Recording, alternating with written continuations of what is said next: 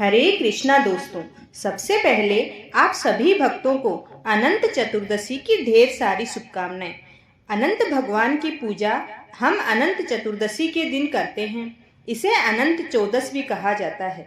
इस दिन भगवान विष्णु और माता पार्वती की आराधना की जाती है।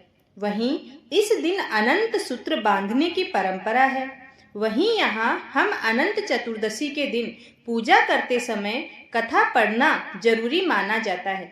आइए जानते हैं इस व्रत कथा के बारे में। शास्त्रों के अनुसार प्राचीन काल में सुमंत नाम का एक नेक तपस्वी ब्राह्मण हुआ करता था। उसकी पत्नी का नाम दीक्षा था। उसकी एक परम सुंदरी धर्मपरायण कन्या थी जिसका नाम सुशीला था। सुशीला जब बड़ी हुई तो उसकी माता दीक्षा की मृत्यु हो गई। पत्नी के मरने के बाद सुमंत ने कर्कसा नामक स्त्री से दूसरा विवाह कर लिया। सुशीला का विवाह ब्राह्मण सुमंत ने एक कौंडिन्य ऋषि के साथ कर दिया। विदाई में कुछ देने की बात पर कर्कसा ने अपने दामाद को कुछ ईंटें और पत्थरों के टुकड़े बांध कर दे दिए। इससे कौंडिन्य ऋषि बहुत दुखी हुए और अपना अपमान सहन नहीं करके वह पत्नी को लेकर आश्रम की ओर चल दिए। परंतु रास्ते में ही रात हो गई। वे नदी तट पर संध्या करने लगे। सुशीला ने देखा वहां पर बहुत सी स्त्रियां सुंदर वस्त्र धारण कर किसी देवता की पूजा कर रही थी। सुशीला के पूछने पर उन्होंने विधि पूर्वक अनंत व्रत की महत्ता बताई। सुशीला ने वहीं उस व्रत का अनुष्ठान किया और 14 गांठों वाला डोरा हाथ में बांधकर ऋषि कौंडिन्य के पास आ गई।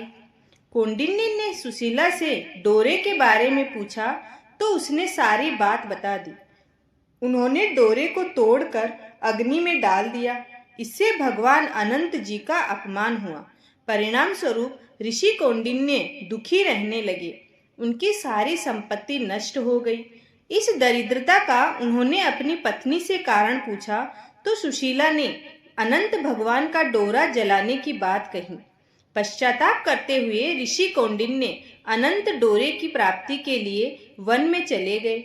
वन में कई दिनों तक भटकते भटकते निराश होकर एक दिन भूमि पर गिर पड़े। तब अनंत भगवान प्रकट होकर बोले, हे कौंडिन्य, तुमने मेरा तिरस्कार किया था, उसी से तुम्हें इतना कष्ट भोगना पड़ा। तुम दुखी हुए, अब तुम्हें पश्चाताप किया है। मैं तुमसे अति प्रसन्न हूँ। अब तुम घर जाकर विधि पूर्वक अनंत व्रत करो।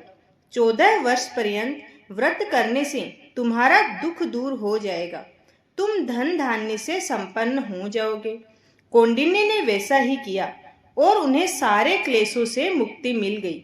श्री कृष्ण की आज्ञा से युधिष्ठिर ने भी अनंत भगवान का व्रत किया, जिसके प्रभाव से पांडव महाभारत के युद्ध में विजयी हुए तथा चिरकाल तक राज्य करते रहे। भक्तों, आइए करते हैं भगवान विष्णु की आरती। ओम जय जगदीश हरे, स्वामी जय जगदीश हरे। भक्त जनों के संकट क्षण में दूर करे। ओम जय जगदीश हरे। जो ध्यावे फल पावे, दुख बिन से मन का। सुख संपत्ति घर आवे, कष्ट मिटे तन का। ओम जय जगदीश हरे। मात पिता तुम मेरे, शरण गहूँ में किसकी। तुम बिन और न दूजा, आस करूं किसकी। ओम जय जगदीश हरे। तुम पूरन परमात्मा, तुम अंतर्यामी। पार ब्रह्म परमेश्वर, तुम सबके स्वामी। ओम जय जगदीश हरे। तुम करुणा के सागर, तुम पालन करता।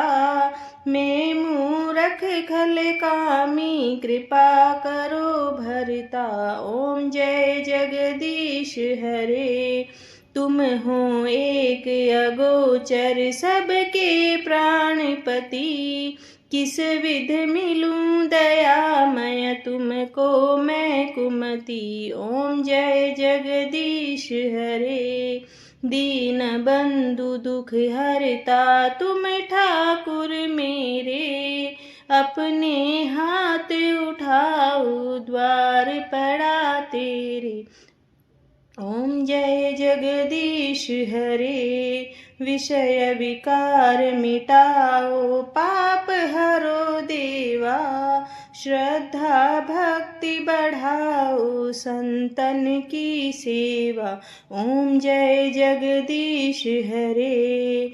तन मन धन सब मेरा सब कुछ है तेरा। तेरा तुझको अर्पण क्या लागे मेरा। ओम जय जगदीश हरे। श्री जगदीश जी की आरती जो कोई नर गावे। कहत शिवानंद स्वामी सुख संपत्ति पावे। ओम जय जगदीश हरे।